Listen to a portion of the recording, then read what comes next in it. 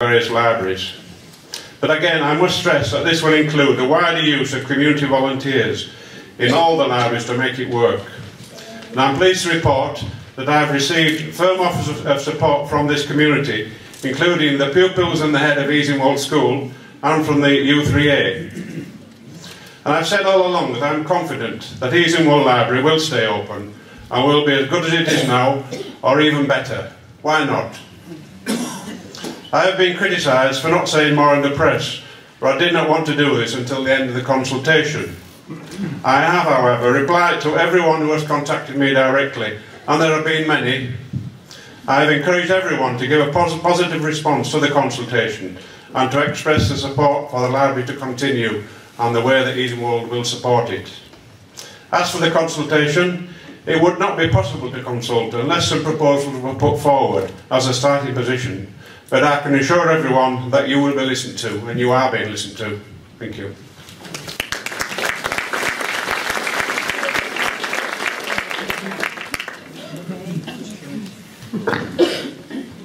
Does it work? Yes, it is. Good evening, ladies and gentlemen. You've heard your councillor here in Easingwold. I represent the villages all around, and there's a lot of them in the audience. We all look to Easingwold as being our town as well, and we value it. And we value the services that we have here. And the only service you actually see from North Yorkshire County Council, other than the school, which we all work with, both schools, is of course the library service, and we must keep that. And like Peter, I will be making sure, one way or another, that somehow we keep an excellent service here in Easingwold. In the presentation, Julie actually said that there was going to be, they were proposing that there's going to be 18 core libraries. But she went on to say that they're only talking to the ones that are under review, shall we say, rather than closure. I wonder why we're not talking to all the libraries, giving everyone a fair chance. I'm not going to say very much more, but I would just say one word before I finish. Don't shoot the messengers here. These are valuable people. We're going to need them to help us. So please, by all means, have your say tonight. Say it in whatever way you like, but remember they're human beings and we want a peaceful meeting. Thank you.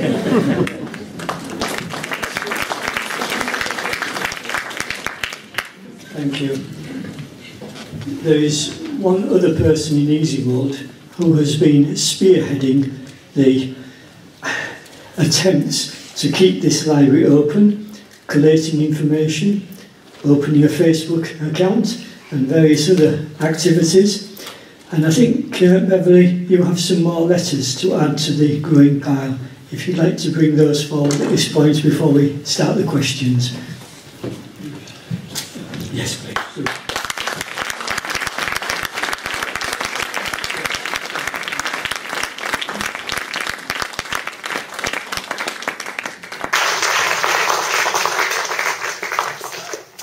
That's 200 letters collected in 2 hours. 200 letters in 2 hours. Very impressive, Beverly, and thank you very much. And once again, it just tells me even more so how you value your library, rather like the message we've had throughout the whole council. Thank you very much. Thank you. Now, Ian Hall has got a roving mic somewhere. Oh, thank you, Ian. If you could go start with Beverly, after all that she's done, she deserves to have the first chance to ask a question. When you use, it's done. Okay. When you use this mic, hold it right up to your mouth. And when I get to you, it'll be switched off. Right, you can hear me. Thank you. I can see that there has been some movement from the first time I saw a presentation on this issue, so I can see that you are listening. I think the point about the reading, I looked around me and all the people who were there are the people who do things in this community. They're the people who help at school with reading, they're the people who help with the PTA, they're the volunteers at the Goltry Centre. And they were given a very clear message. We don't want to take this library over. We want you to run it. We may help with it, but we need a professionally managed and properly resourced library.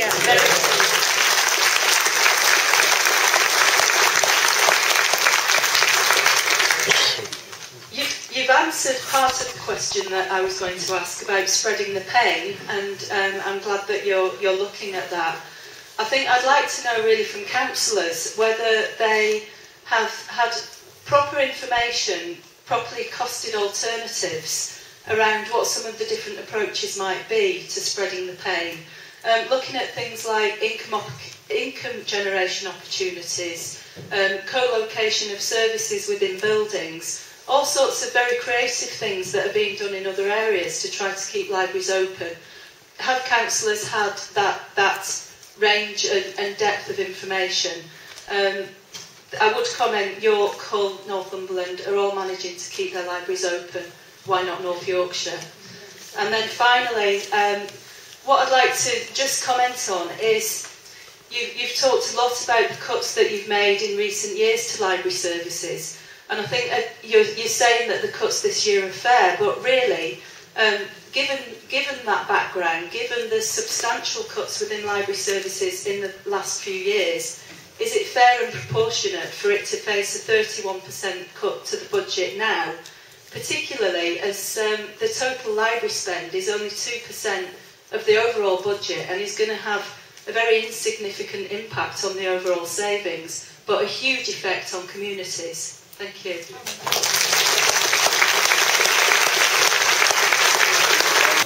Some of those were statements, but I'll try and phrase answers around.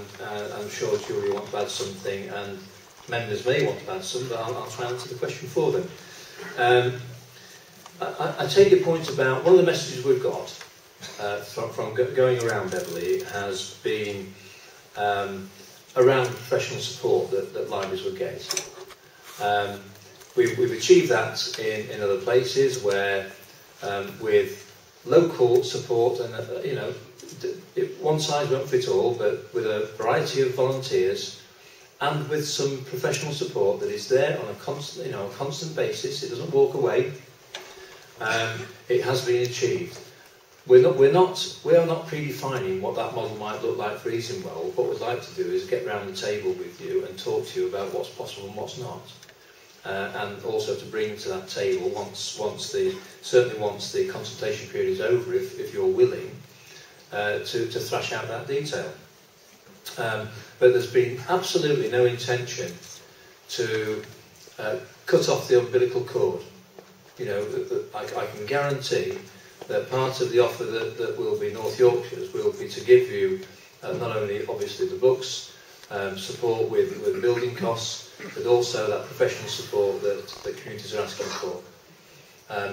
And if you like, the new dimension, the theme is spreading that further and wider. We're hearing that. Of course, the members haven't had. What we're doing at the moment, Beverley, is collecting information, on a daily basis, sometimes hundreds of letters a day, and obviously similar meetings like this all around the county. So we're in that period where we're collecting views, we're collecting information, we're shaping our views as we go on.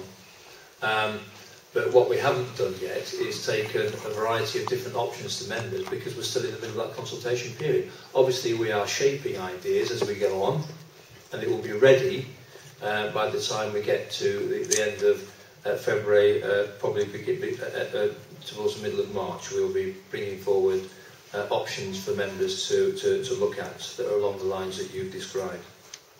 And that will include things like, we've talked a number of places about income generation and thinking outside the box. We've been rather taken by some of the ideas that have emerged as we've been going around the county. We don't have the monopoly of ideas. One thing I can tell you though, and I'll get a shot if I don't, by Julie, we've been asked many times whether we can make a charge for books. Well, my understanding, Julie, is legally we're not allowed to.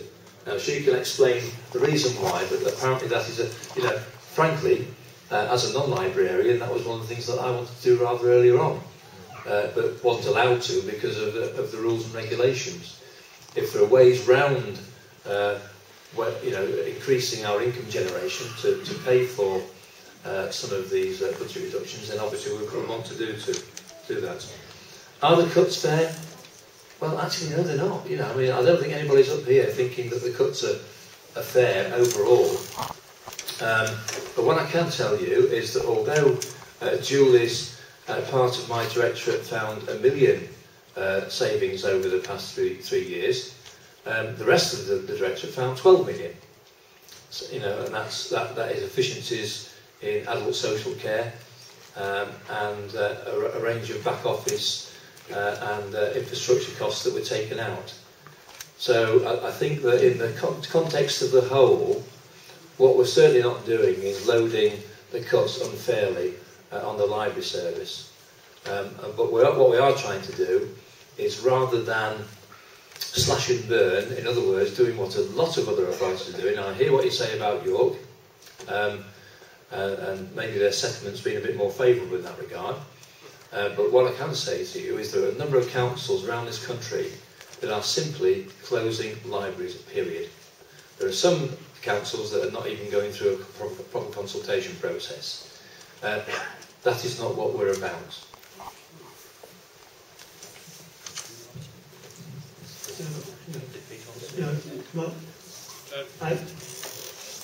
No, I've nothing to add really. As Derek said, that at the end of the consultation period, the county councils are being part of that consultation. We are gathering information towards that consultation. At the end of the consultation will be evaluated and a report will be published for members to look at and look at the various options. Thank you, Peter. Any questions now? Yes, Greg? Thank you. My name is Terry Brown. Just coming back, if I may, on what has just been said, if the 64 Act prevents charging, does any so-called solution, community solution, also prevent charging? Now, moving on from that first question, we're in a period of consultation. I find it very strange that the consultation papers that we are supposed to complete, the written questionnaire, actually is so structured it forces people away from keeping the library. That is what we are all here for, ladies and gentlemen. I don't think the consultation is totally fair, and I think if we do get to a major discussion, that will come out. So the new model, as far as we're concerned, and that is your choice of words, is not one that we here in Easingwold prefer. If I go to Eric Pickles, who is Minister for Local Government, he has said that councils should merge departments with neighbouring councils, rather than slash front-line services. And that is what you're doing, or proposing to do here. This question really is addressed to the officers more than it is to the members, because I accept the members themselves haven't had a chance to debate the conclusions, although many of them are aware of them. Are council members, and therefore the officers, confident that the council, in particular the officers, have explored every avenue, both internally and externally to the county, for making efficiency savings across the council in general, prior to making any cuts to library services? It seems to me, reading the Act, there is nothing to preclude NYCC talking to neighbouring councils and sharing services.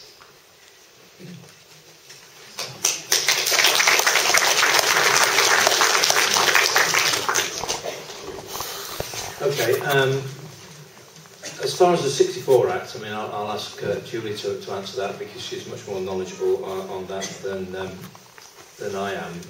Except to say what I would probably, and Julie, correct me if I'm wrong, whilst ever the library service is still part of the county council, I think that is the case. If it were to be completely independent of the council, and therefore we wouldn't be holding your hand, then there might be, more freedom in terms of enterprise. But Julie's the expert on that.